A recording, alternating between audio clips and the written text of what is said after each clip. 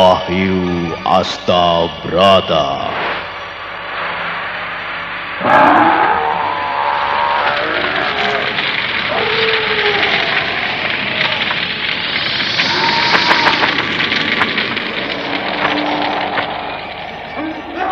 Tan hening wening upaya mukti nuring pangastuti. Tetek anggayo mukti sentosa rahayu. Acur wungu nirdaya tan aspi sampurna. Dewi Kesuma, datanglah, kumohon.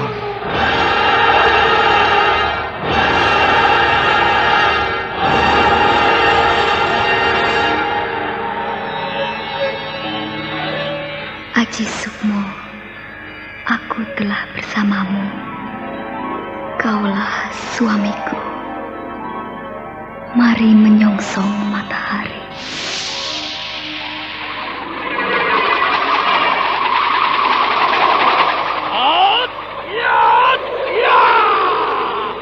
Ampur Jala Sutra.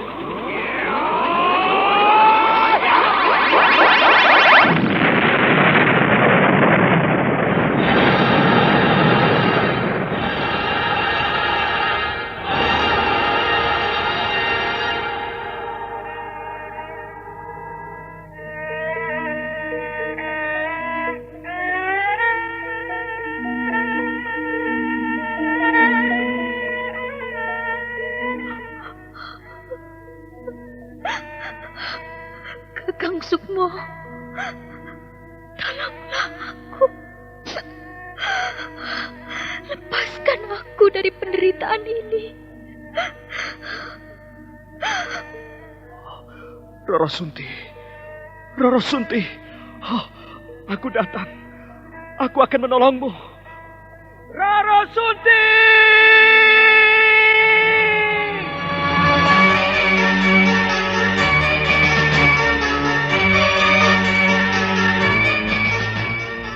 Wahyu Astabrata.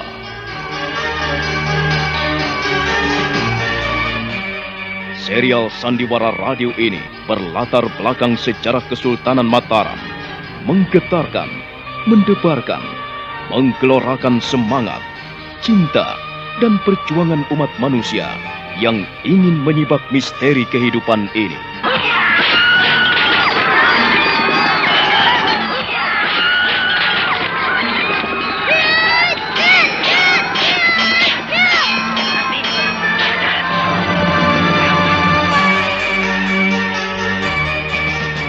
Didukung oleh Ferry Fadli, Eli Ermawati, Ivone Rose, Yuli Mulyana, Idris Apandi, M. Abud, dan artis-artis top lainnya. Cerita ini ditulis dan diolah oleh Bu Nergis Muryono, pengarah cerita dan naskah Agung Bahrodi, ilustrasi musik Hari Sabar, teknik dan montase Jamie Mumu, dengan sutradara Ferry Fadli. Sandiwara Radio ini masih Anda dengarkan di channel YouTube Satria Collection. Jangan lupa tekan tombol like dan subscribe.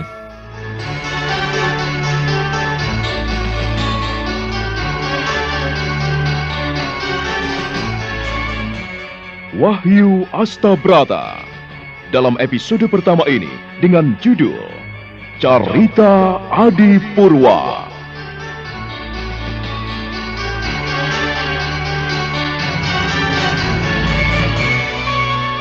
Pada seri yang ke-15 ini didukung oleh para pemain Norman sebagai Sukmo, Eli Burhan sebagai Nyai Wulung, Emma sebagai Wulan, Ferry Fadli sebagai Kiwari, Eli Burhan sebagai Niwari, dan Asdi Suhastra, pembawa cerita. Selamat menikmati.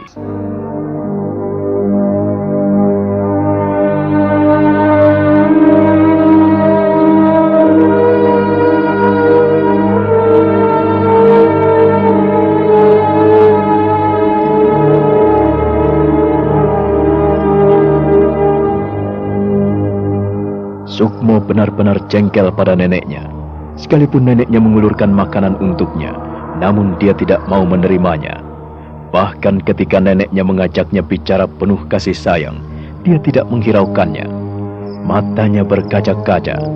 Lalu dia bangkit meninggalkan neneknya, berjalan menyusuri rumput ilalang. Neneknya mengejarnya, namun dia tidak menghiraukan sedikit pun.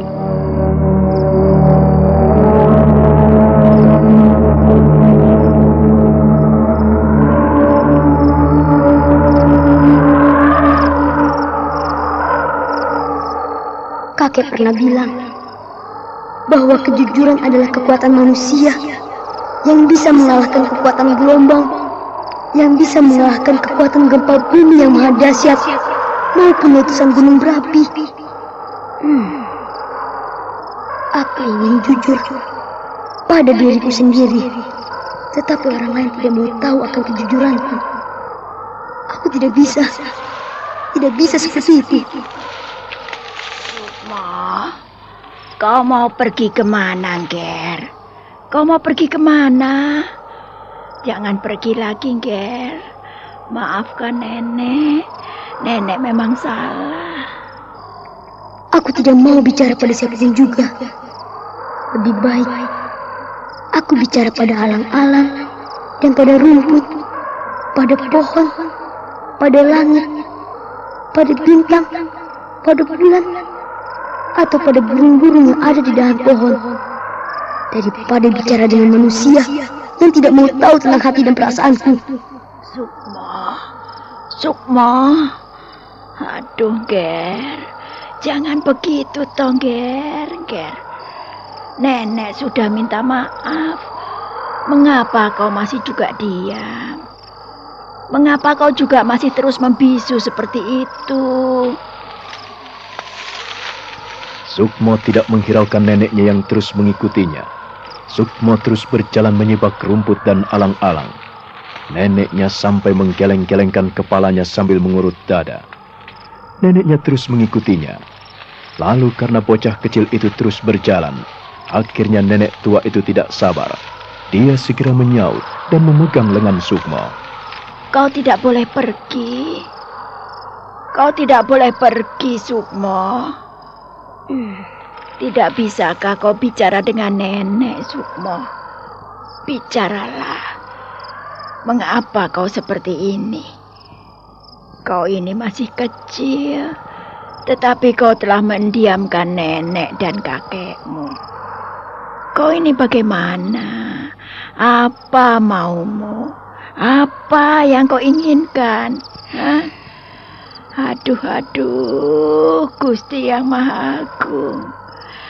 Mengapa kau seperti ini, Ger? Maafkan nenek, maafkan. Nenek memang bersalah, Sukmo. Untuk itu, nenek minta maaf padamu. Kau tidak mau memaafkan nenek. Iya, Sukmo. Di dalam kehidupan ini, tidak ada yang lebih indah daripada memaafkan kesalahan orang lain. Orang yang tidak mau memaafkan kesalahan orang lain, ia pasti tidak tentram dalam hidupnya. Ia tidak akan punya kawan, sebab ia tidak punya jiwa pemaaf. Lain halnya, jika seseorang suka mengampuni dan memaafkan kesalahan sesamanya, maka ia akan mendapatkan berkat yang berkelimpahan. Kau tidak boleh pergi, Sukmo. Jangan pergi.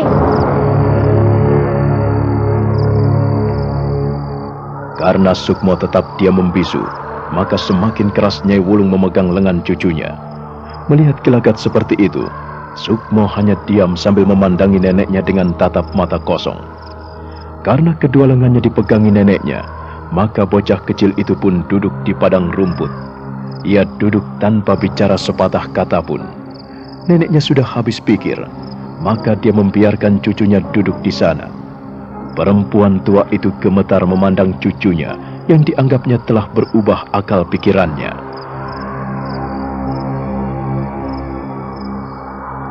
Dari batukah hatimu, cucuku?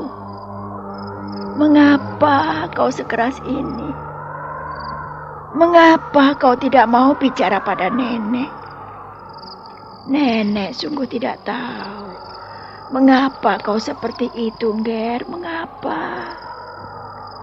Tidak seorang pun tahu apa yang kuinginkan, apa yang kuharapkan.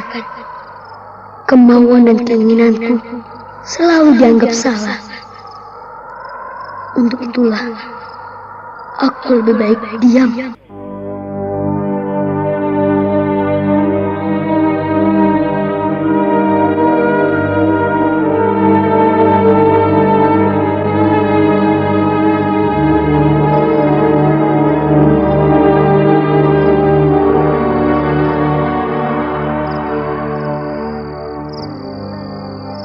Sukmo, mengapa kau terus diam seperti itu, Ger?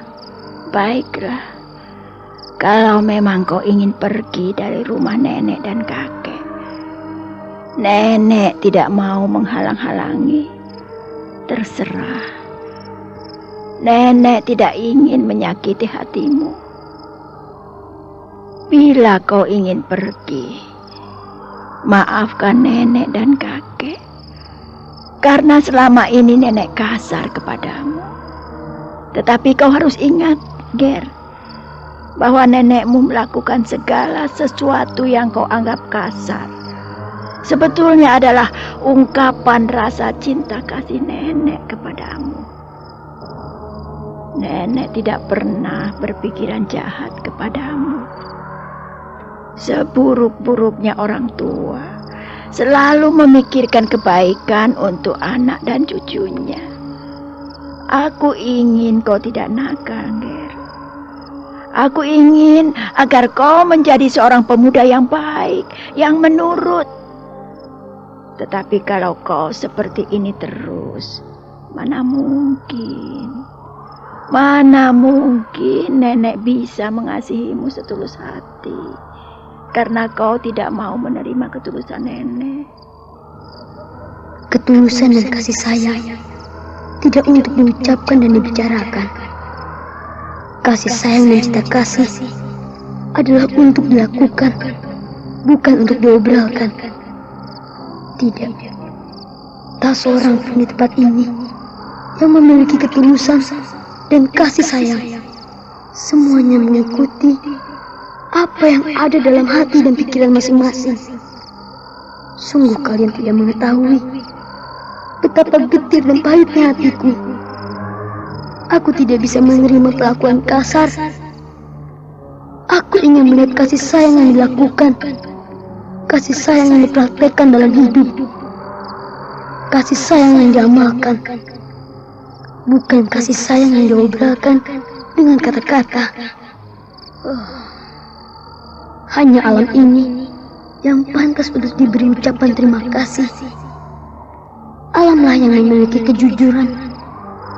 Alamlah yang memiliki kasih sayang. Dan alamlah yang memiliki ketulusan. Sukmo, baiklah, Ger. Kuharap kau jangan pergi. Kalau kau ingin sendiri di padang ilalang ini, baik. Nenek akan kembali ke gubuk. Pesan nenek, kau jangan pergi kemana-mana.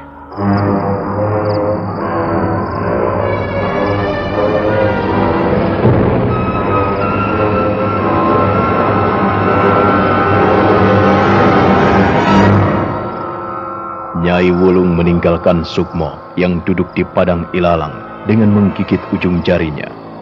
Sukmo tidak mau memperhatikan kepergian neneknya. Sebaliknya dia melihat bunga-bunga ilalang yang bergoyang-goyang seiring hembusan angin.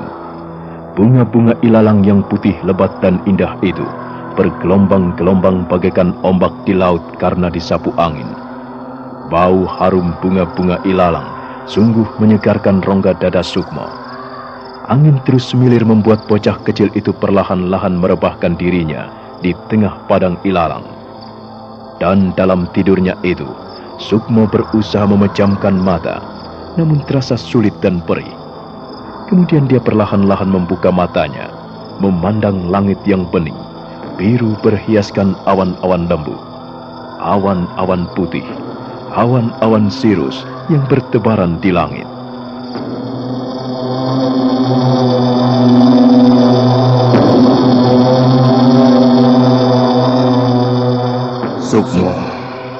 Jadilah kau seorang pendekar yang pilih tanding. Kau telah menguasai semua dasar ilmu yang telah Bapak ajarkan kepadamu. Bapak sudah tidak memiliki ilmu cadangan lagi.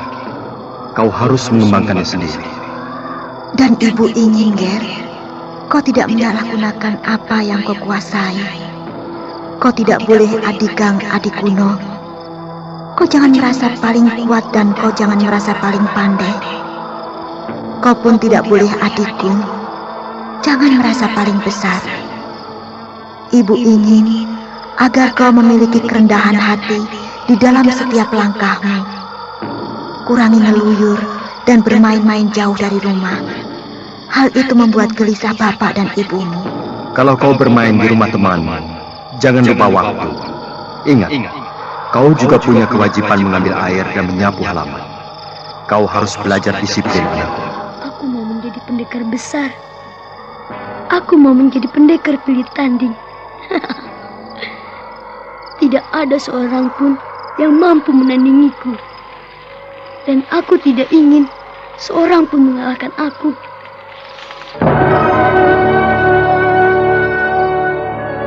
Oh, Wulan.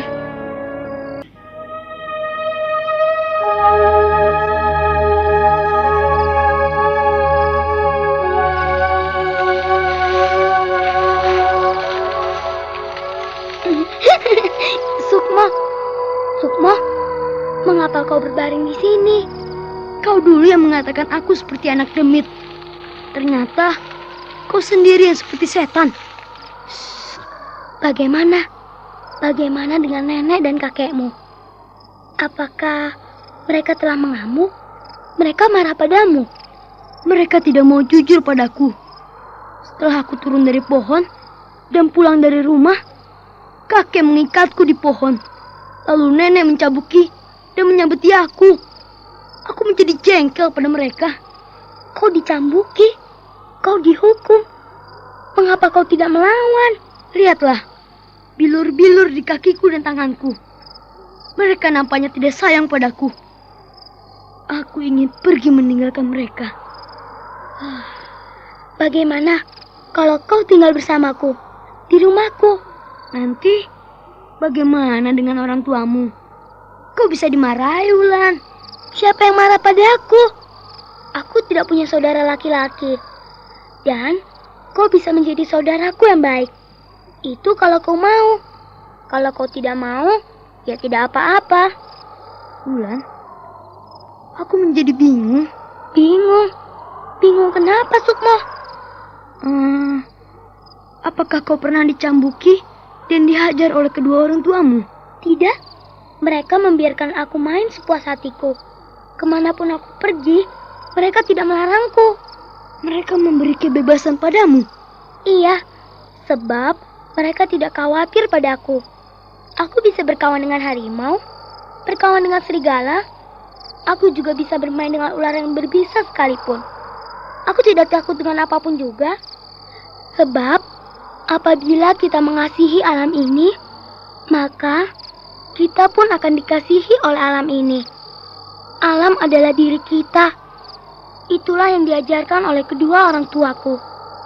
Mereka mendidikku, mereka mengajariku, dan aku semakin dekat dengan alam. Untuk itulah, kedua orang tuaku tidak mau tinggal di perkampungan.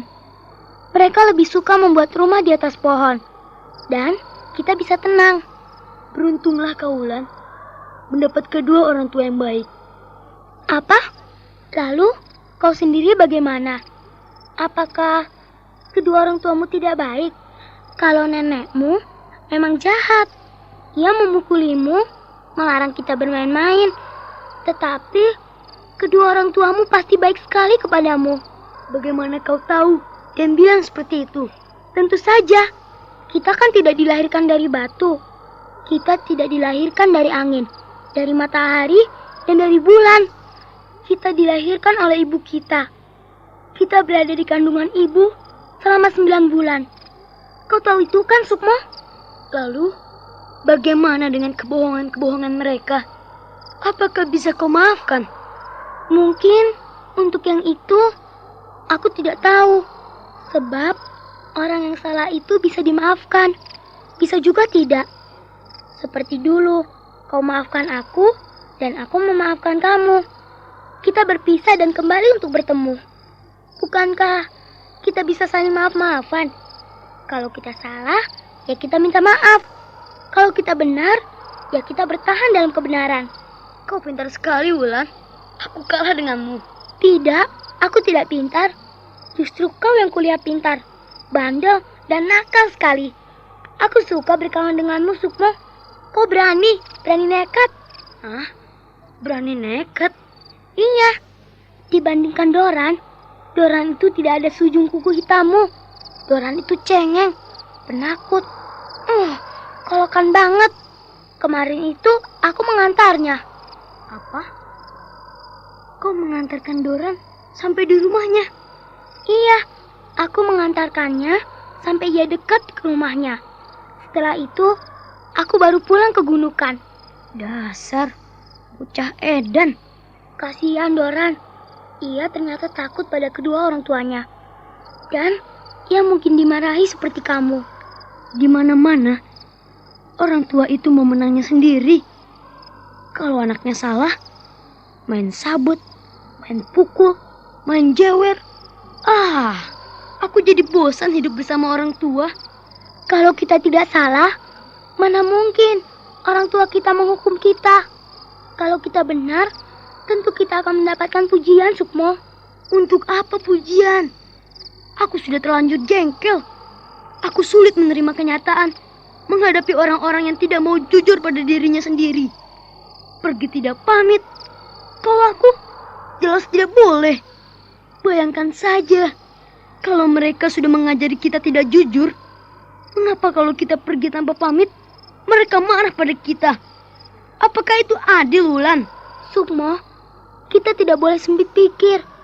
Kita harus bisa mulai berpikir bagaimana menghadapi sesuatu dengan lebih baik. Walaupun kita masih kecil seperti ini, kita harus bisa memikirkan agar kita berkenan di hati orang tua kita. Ingatlah, Sukmo, walaupun saat ini kau besar dan bisa melakukan segala sesuatu, semua itu karena ada orang tua kita. Dan sekali lagi ingat, kita ini tidak dilahirkan dari batu.